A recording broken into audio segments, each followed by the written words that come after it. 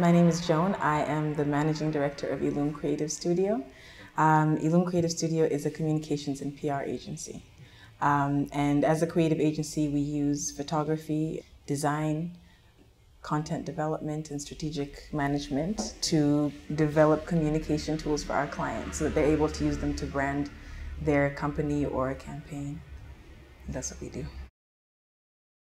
Well, we have 5 founding partners, and then we work with people, our associates, on an as-needed basis.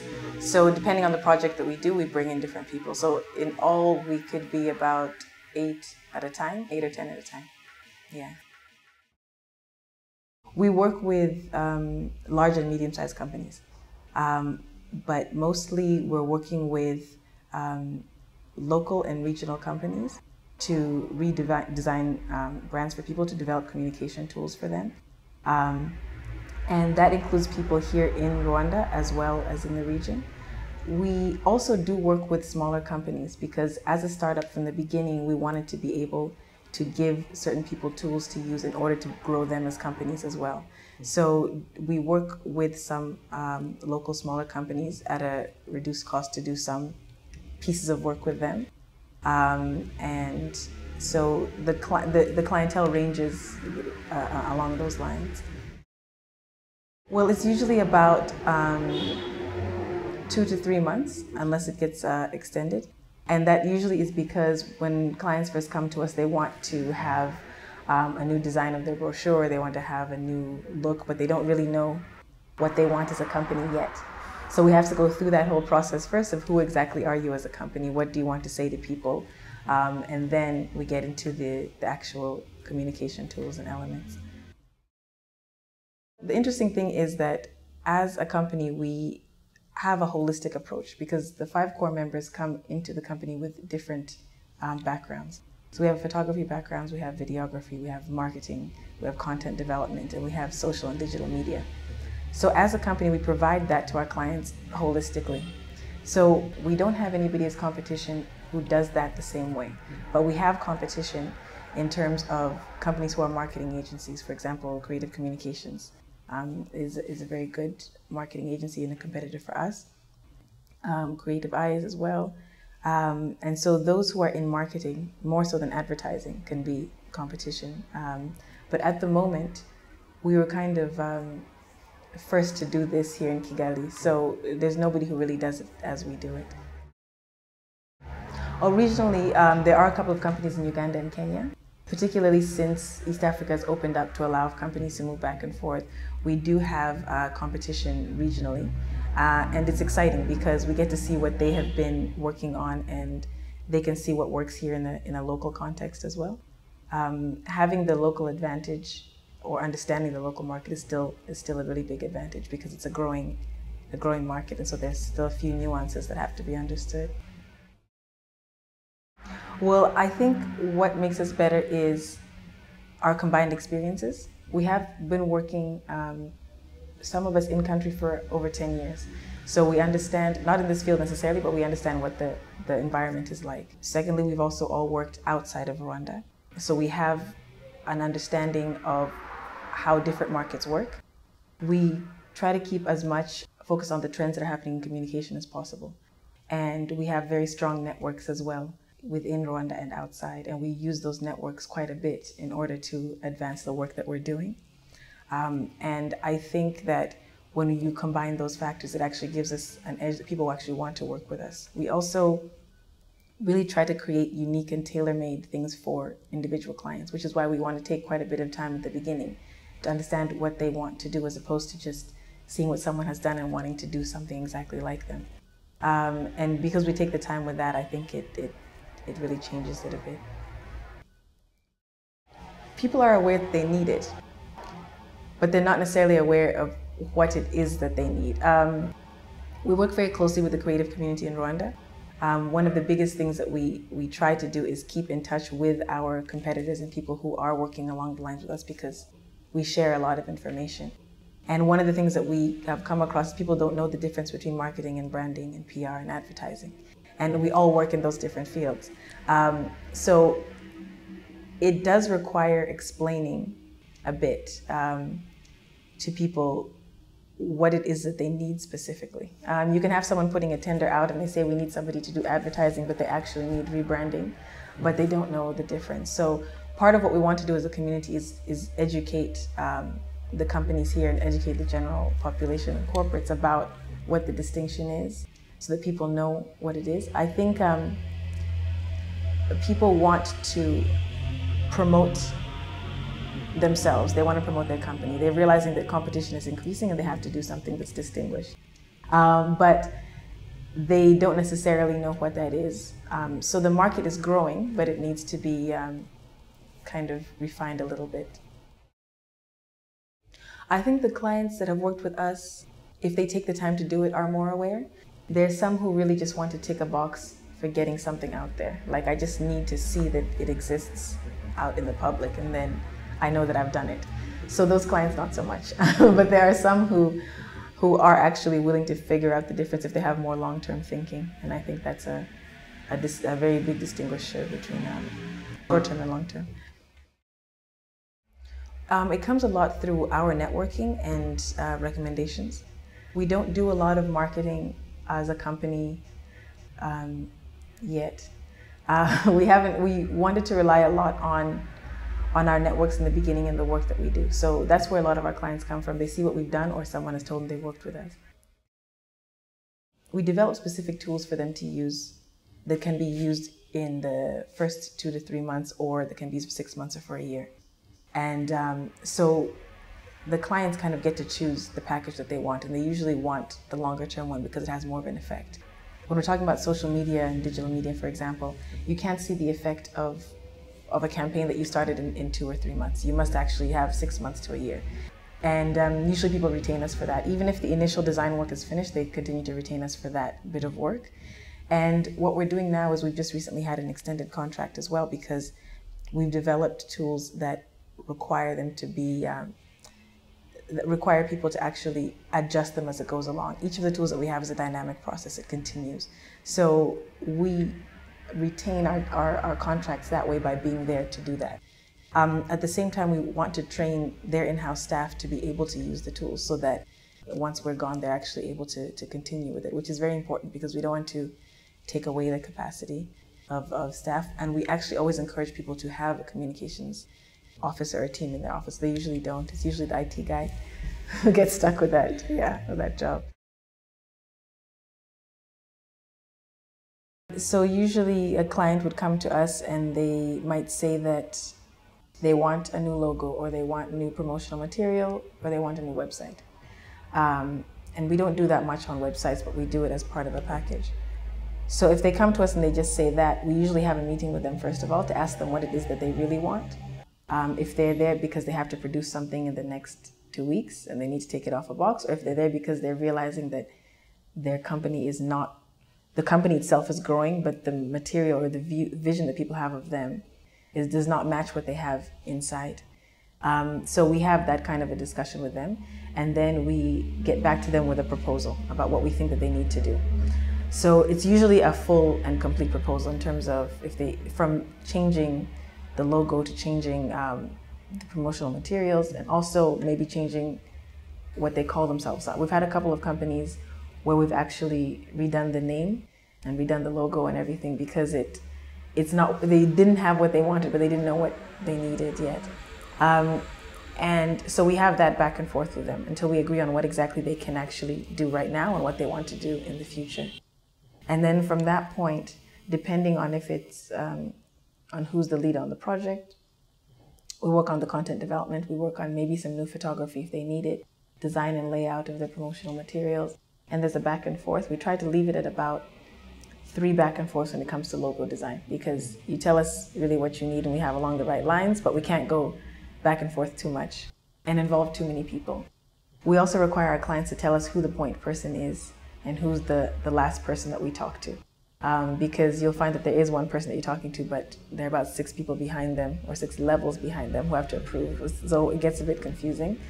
And so once we go through that in terms of the back and forth, then we do the layout or we do the design work for them. Or if it's communication tools themselves, we create a marketing strategy, or we create the the editorial calendar, tools that they need to actually develop it until they understand how to use it. We usually ask, like I said, for a person within the company to work with us so that they can carry it on, but it's rare that we're actually given that person. So we tend to give it to whoever our point person is and hope that they can actually carry it on, because usually people are not prepared to have somebody in marketing or communications as they should. So that's what we usually do. And then finally with the client, once they have the material and once it goes out, then we're able to see our work publicly, and then they either continue the work with us or we have a set date in the future to continue. But usually you'll find here, once people have something that they like, they're actually quite comfortable with it. They don't necessarily want to grow it until later. So there is quite a push to get people to participate in their own process, especially when it comes to social media tools. Their voice on Twitter or their voice on Facebook is what's important. They know their company more than we do. So we try to run it with them for about 6 months and they continue. But everybody's a bit shy, or it's difficult for them to start off sometimes. And you'll find people sometimes use personal stories on their company Twitter still, and they have to learn how to do that, talk about football and things. So it's a process.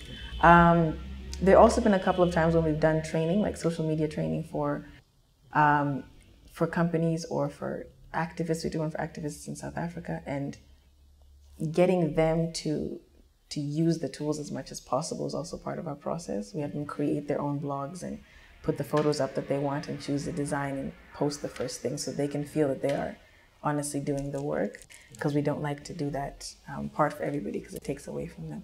So it's a really consultative process throughout, it has to be. And then, so that's how we usually work. Well, usually when it's a client that approaches us, that person or that team kind of has that in mind. And then their bigger team may not. So it's a process of, we like to present to a whole team. We like to be able to get everybody to understand the reasons behind it. Because usually you might have, it could even be the CEO who said, this is exactly what I want, but the technical people don't understand what exactly he or she means or how they want to carry it out, or vice versa. So we prefer to, when we initially come in, is to let everybody know what's going to be happening, what we would like to do, so that everybody can ask as many questions as they want, they can put in their own input, and they can see that it's a consultative process. So that usually helps. I think in the beginning, I think only now the market is learning how to distinguish itself, and that distinguishing yourself is actually key to your success. We have a market that tends to do what the other person has done if it's successful. If I see that MTN has run a really great campaign, then I'm just going to do something similar to that because it worked, as opposed to saying, what is my campaign going to look like? So I think in the beginning, it's just a lot of, let's just do what's been working. And so now you find that, especially as we've opened up to the region and people are looking at their counterparts across the borders, they're looking at how they market and advertise themselves, how, especially in Uganda and Kenya, I mean, the industry is huge and it's really, really works very well. So I think people now are starting to kind of build up to that and starting to understand that they need to stand out as well. We've had good luck with printers like Secam and Multicom. And we use them also on an as-needed basis, but they have a very good understanding of how to produce the kind of quality work that we need. We sometimes tell our clients, though, to print outside of Rwanda, depending on the quality that they need for what they're doing, especially if it's maybe larger size or foldable items or things like that that are a bit too complex for this market. We try to use our local partners as much as possible. When it comes to physically producing the work that we have, we are very hands-on in terms of tackling it, which I suppose is not necessarily the best way. It ends up in micromanaging. But we have created relationships with the people so that they understand really what we're looking for and what we want, but it requires us to be there constantly. When it comes to some capacity, like if we want to use other photographers or content developers, again, it's sharing our vision with them and what exactly we want to put out.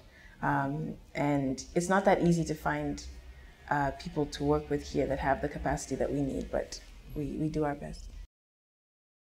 Yes, when it comes to designers, when it comes to photographers, when it comes to the printers, anybody producing it, yes, we're very much there in the process. So it requires a lot of time management because you don't want to be stuck towards the end actually telling somebody what you should have told them about a month ago. So yeah, it does require a lot of that. We started Illume 2.5 years ago. It's almost 3 years actually. Well, the biggest challenge that we had was with our business plan. We started with a business plan, but it wasn't, the challenge in it was the way the work evolved versus what we planned in the business plan. And I think there were a lot of things that we could have done better. So we have a stronger business plan now. And I mean, it's required to review it every once in a while, but we have a much stronger business plan now. And it's one of the most important things to know where you're going, to have measurable tools, measurable goals. And we do have that now, but the biggest challenge was matching the actual plan that we had to what the market became, to what our work became. It started off a bit different. Other lessons we've learned is about, in terms of cooperation and working with other creatives like ourselves. It can be challenging at times, but it's actually a great experience to get all these different heads together to work towards a specific goal. And that initially is a hard thing to do because when competition comes in at first, people don't really know what to do with it. A competition means it should be something bad that you stay away from. So working together with the creative industry has actually been a very big lesson in terms of, instead of trying to stay away from each other and trying to take jobs from each other. Other lessons learned is how to work as a collective team, as the founding partners and with associates that we bring in.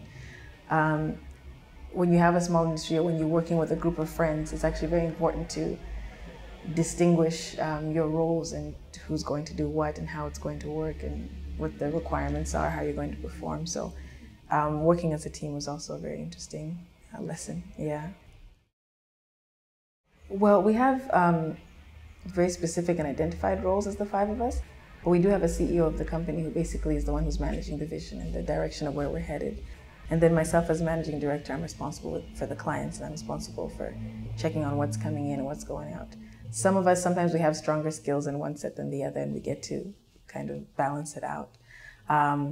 But it's essentially the two of us who are meant to run the company and direct the companies to where it's going, but we get a lot of input from our partners. A little bit of time, yeah, because it's so important to, I think at first, at the beginning, we had distinguished roles as we saw them elsewhere. And then we had to define what those roles actually meant for us and within a company.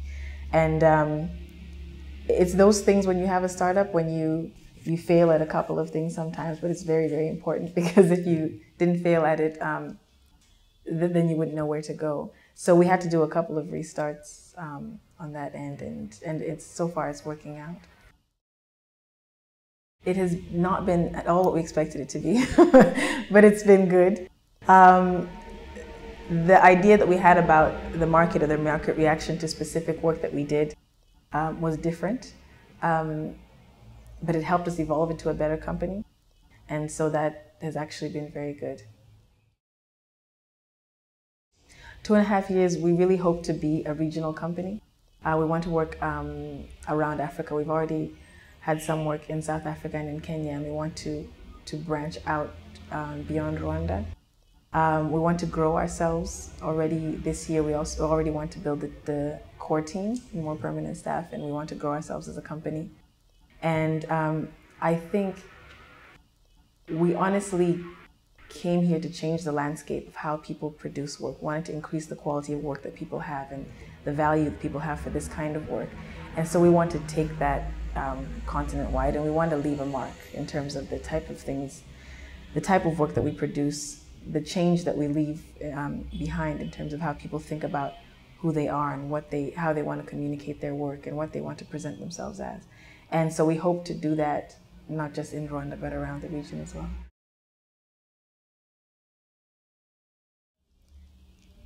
I have learned that time and I need to get along a lot better. My time management skills are required to improve because I came from a job where output was the most important thing. You just had to crank things out as soon as possible, as soon as they were needed. And here we want to actually develop things that are long-lasting. So we have a team of perfectionists who want to get everything right as they do it. And so we have to make sure, I have to make sure that I balance that with doing it in a timely manner. As managing director, it's taught me a lot about how I manage people and how I relate to clients and how I link my team with the clients and how that's going to work. Because that's my overall responsibility. And so dealing with different temperaments, dealing with different people, different backgrounds, it's been interesting and very good for me, I think. I think the biggest thing is the whole industry is a continuous learning and growing experience. I want us to be able to leave something very significant behind, but I'm learning every single day, and every time I turn my computer on, it's just everything is growing and changing. And so what I most want is for this to be a continuous learning experience, to continue along those lines where I'm always growing with the industry and always contributing to the industry, and that's really what I would personally like. We follow a lot of our counterparts, African creatives and international creatives online. We get inspired by some of the sites that we follow. We get inspired by Pinterest. We get inspired by people that we see doing the kind of work that we want to do. And then also by the environment around us. We do get stuck in front of our desks quite a bit, and we try as much as possible to leave the space that we're in. We try to create time to just sit around and talk amongst ourselves and see what we can come up with, not always for a client necessarily, but also for what we want to do. Because as a company, we also want to develop products, publications, we want to do events, we've started that already, that distinguish the region. So our inspiration comes a lot from what we read. It's so important to continuously be in touch with your industry, and then even other industries that might be able to inspire you as well. This is Africa is one website that we really like. Yeah, it's a really great one, and we kind of dream of having our blog kind of look like that as well. I think it's actually the 5 of us get our inspiration from different things. So my personal one, I actually I cruise a lot. I like to follow This is Africa quite a bit. I like to follow news sites. Bizarrely, for some reason, I like to. The more I learn about things, the more I understand things, and the more that I kind of develop it. Before you start a business, you know that you're starting something very big and something quite important. And it's probably not going to work right away. And so when things don't go as you expect them to, it's important not to give up on them, because they will inevitably not go as you expect them to. That's just how it works. So you have to actually be prepared for the challenges that are coming. You're not going to know all the challenges, but be prepared that they will be there. People always say that you have to really love what you do, and that's very important. To love what it is that you're doing, or at least to know what it is that you want out of it. Because sometimes the process of getting to what you really want to do isn't the part that you love, but what you're going towards is what you actually love. So if you keep your goals in mind, it's actually very important. And before you start the company, know why you want to start it, or your business. Why do you want to start it? Do you want to start a clothing shop because your cousin did very well? Is that what you want to do? Is that why you want to do it? Because if it is, it's probably not going to work out. So you must know why you want to do it, and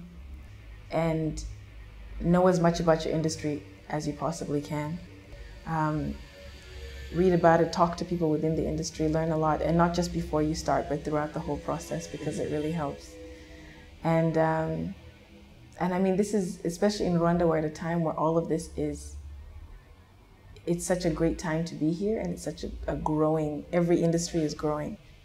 So if you're starting now, you're going to be part of a really big thing in this country. And so it's exciting. So remember that it's also very exciting. It's going to be very hard work, but it's also an exciting time.